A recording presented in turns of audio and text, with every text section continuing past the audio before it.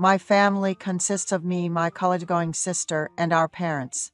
Our parents are ordinary folks, and my sister, while not exceptionally beautiful, has a likable face and a slim figure. For some reason, I found myself developing a close relationship with my aunt. I'm going to confess a bit of that story here. Last year, I took my college entrance exam, but my score was much lower than expected, so I couldn't get into the college of my choice. I had no choice but to retake the exam. I've been studying since January, so it's been 4 months. But studying doesn't mean you just sit at your desk all the time. Occasionally, I had to go out for some fresh air, meet friends, and relieve stress with a drink or two. It's the only way I could fully concentrate on studying again. I don't have a girlfriend and no experience with women. After graduating high school, my friends would boast at our occasional drinking gatherings, saying things like, "Hey, I met my girlfriend yesterday, and we've already done it. It's so great, haha." But I never really envied their experiences, because I knew I would have one someday. I just remembered my parents' advice to wait a bit before getting into a relationship, as there would be plenty of opportunities once I became an adult. One day, I felt so frustrated studying that I wanted to go out for some fresh air.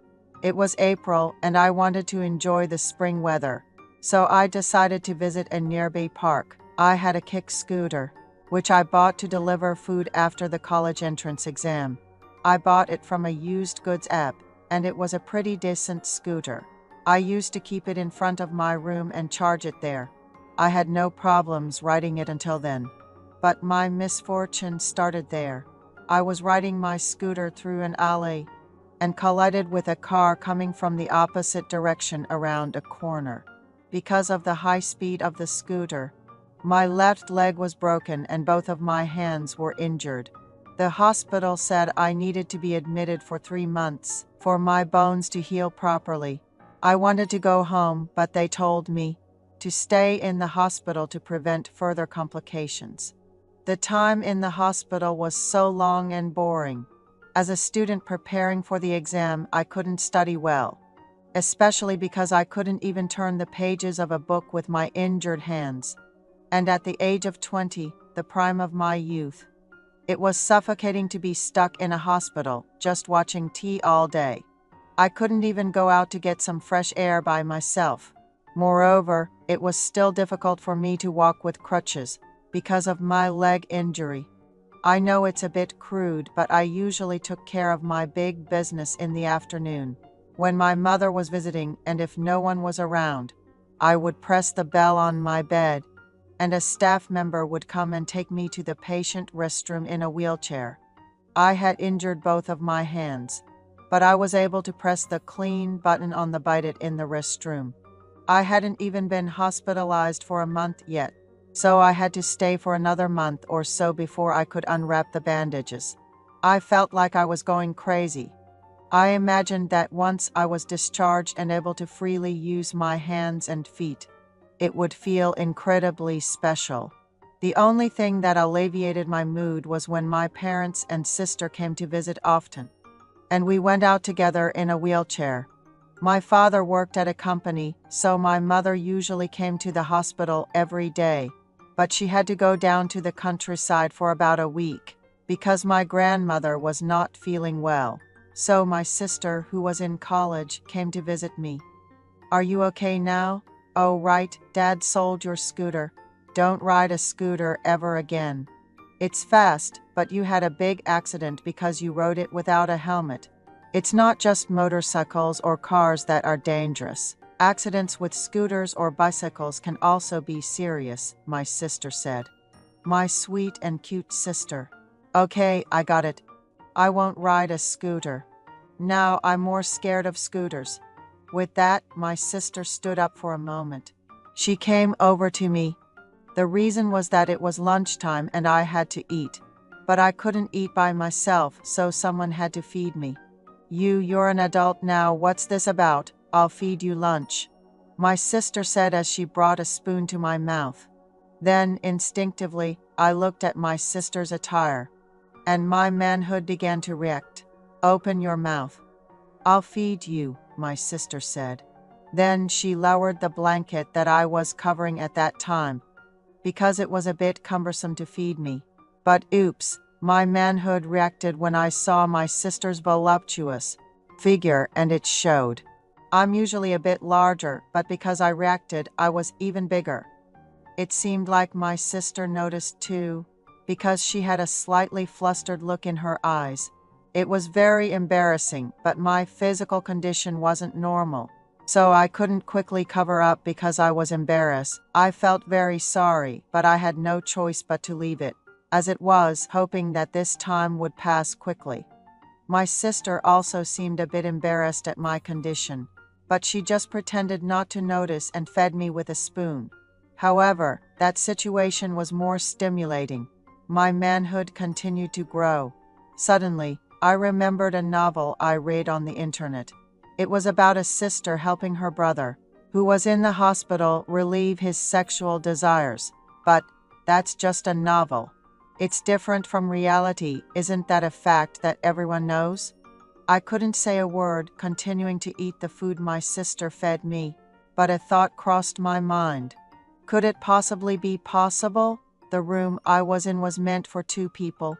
But since my roommate had been discharged a few days ago, I was alone. I didn't have to worry about others' prying eyes. As I ate, I kept pondering on what to do until I finally made up my mind. Sister, I called. What? She responded. I have a favor to ask. Okay, what is it? I hesitated a lot, but finally blurted out.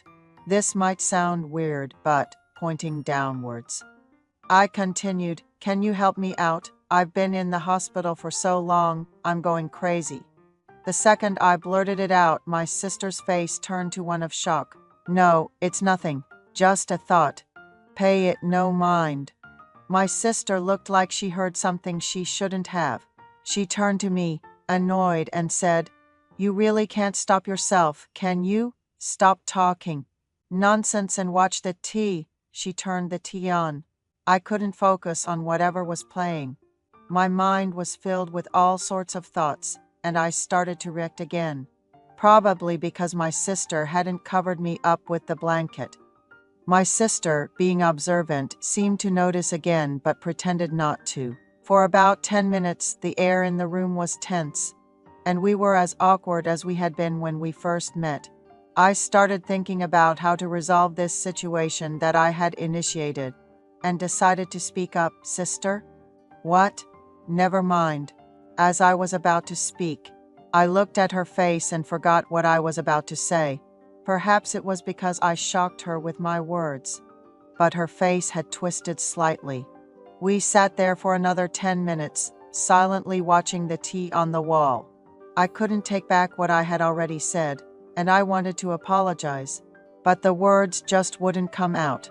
Then she said she was leaving and warned me not to talk nonsense again. She glared at me one last time before leaving. My sister and I aren't blood siblings. When my mother was pregnant with my sister, she had a difficult pregnancy due to toxemia. The doctor advised her that getting pregnant again would be too risky, but my mother wanted to give my sister a sibling, so she adopted me from an orphanage. After my sister left in a huff, I felt embarrassed and fell asleep in agony. The next day, my sister didn't come to the hospital, and my mother called. She said that my aunt, who lived nearby, would be coming to the hospital for a few days. My aunt? She was in her late 20s and had been married for 2 years. She had graduated with a degree in mathematics and had made a name for herself as a private tutor. I didn't know what my sister had said to my mother, but it was so embarrassing to have my aunt come in her place. My aunt came in place of my sister, helping with my meals and comforting me, recognizing the stress of a long-term hospital stay. The next day, she visited again, telling me to ask for anything I wanted as she had some time. I requested help with math studies, and she willingly solved problems I didn't understand. Even after that, there was still time left. My aunt stroked my head, saying, "Speak up while I'm here. Don't regret it after I leave." I then made the same request I had made to my sister. My aunt looked at me with a very surprised expression.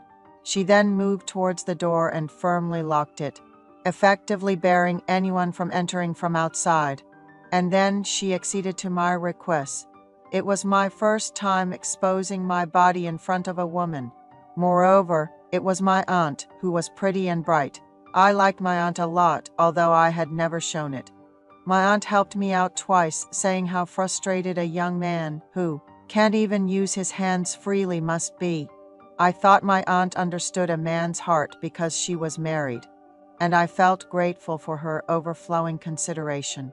On one hand, I felt extremely embarrassed, but honestly, I felt very relieved. I couldn't even look at my aunt's face properly and thanked her. My aunt lightly patted my shoulder and went home. The next day, my aunt resolved my difficulties as soon as she arrived, and I received praise from her. She said it was more manly than her husband's. Hearing the compliment made me feel really good.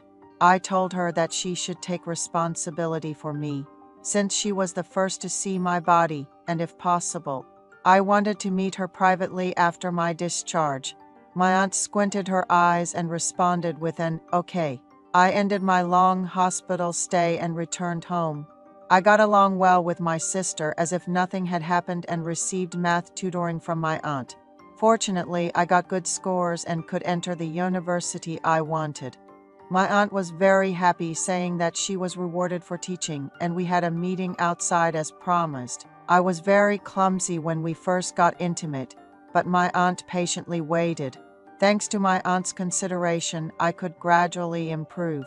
I was able to grab both opportunities, meeting with my aunt and entering university.